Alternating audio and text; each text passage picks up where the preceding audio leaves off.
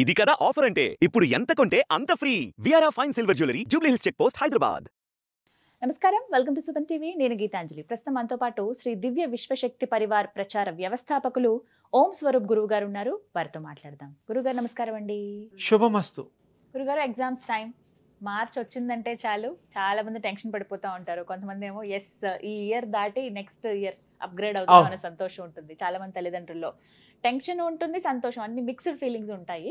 ప్రత్యేకించి ఎగ్జామ్స్ టైంలో పిల్లలకి కాన్సన్ట్రేషన్ పెరగాలి, వాళ్ళు ఈ సంవత్సరం పాటు చదువుకున్నదంతా ఎగ్జామ్ లో చాలా చక్కగా రాయాలి, ప్రెజెంట్ చేయగలగాలి అంటే ఎలా అండి? హౌ వాళ్ళ నాలెడ్జ్ ని, వాళ్ళ కాన్సన్ట్రేషన్ ని ఎలా కాన్సన్ట్రేషన్ పెంచుకోవడానికి మనకి పూర్వ పద్ధతుల్లో మన సాంప్రదాయంలో ఉంది.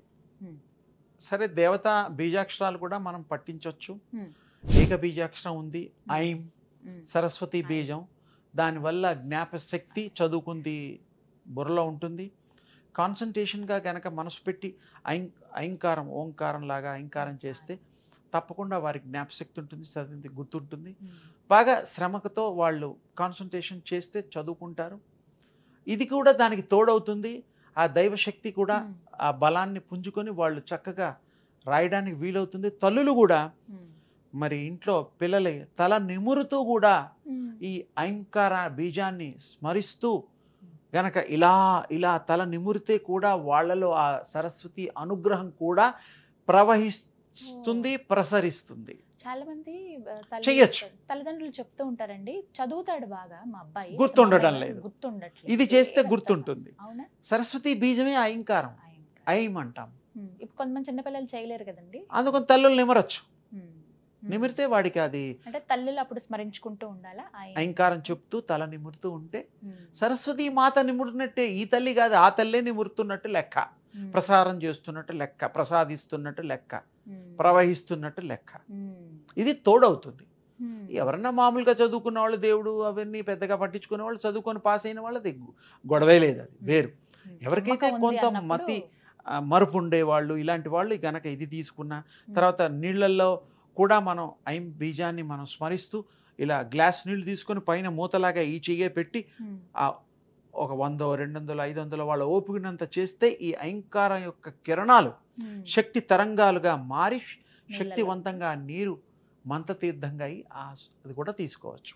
కానీ అది ఎంగిల్ లేకుండా పైనుంచి తాగాలి. మంచి వెండిదో లేకపోతే గ్లాసో ఏదో ఒకటి, అది విడిగా పెట్టుకోవాలి, తాగకుండా పెదాలకు తాగకుండా పైనుంచి తాగాలి.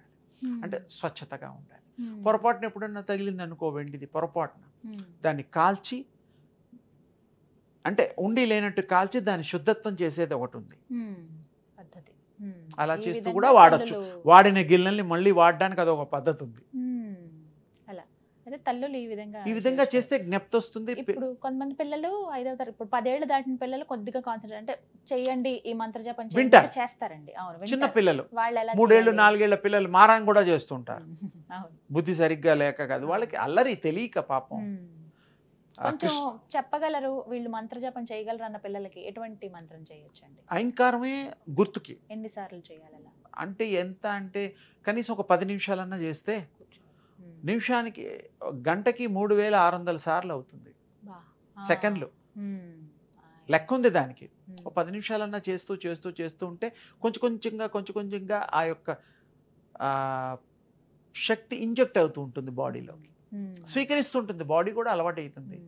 ఎలాగైతే మరి బయట ప్రసారాలు యాంటీనా ద్వారా తీసుకొని టీవీలలో మాధ్యమాల్లో ఎట్టాకైతే మన చిత్ర రూపంలో చూస్తున్నాము, అది కూడా ఎగ్జాంపుల్ చెప్పా. ఆ విధంగా ఈ మంత్రాన్ని కూడా స్మరిస్తూ బీజాన్ని కూడా స్మరిస్తే గురు ముఖత కూడా కొంతమంది తీసుకుంటారు. ఇప్పుడు అన్ని మాధ్యమాల్లో ఈ మంత్రం చేయి ఆ మంత్రం చేయి అంటున్నారు కాబట్టి తప్పుగా భావించకుండా నేను ఈ మంత్రం చెప్పడానికి సాహసం చేశాను. అసలు అడగటానికి కూడా కారణం ఏంటంటే గురుగారు, కొన్ని గురుముఖంగానే మనం తీసుకోవాలి. ఇవన్నీ గురుముఖమే, కానీ మరి మాధ్యమాల్లో అందరూ చెప్పేస్తున్నారుగా, ఇంకా చెప్పింది ఓపెన్ అయిందని నేను చెప్పడమే. అసలు పద్ధతి ప్రకారం చెవులు శుద్ధి చేసి కర్ణాలు దానికి చెప్పే పద్ధతులు ఉన్నాయి.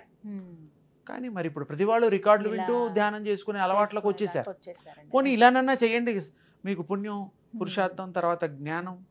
ముందుగా చక్కగా సరస్వతి అమ్మవారికి దండం పెట్టుకుని స్టార్ట్ చేయొచ్చు. తప్పకుండా వాళ్ళకి తండ్రి అయినా ఎవరైనా చేయొచ్చు. పిల్లలకి ప్రేమతో అలవాటు వాళ్ళకి చేయించాలి. చేయడం తల్లిదండ్రులు ఇద్దరూ చేయొచ్చు, ఎవరైనా ఒకరే.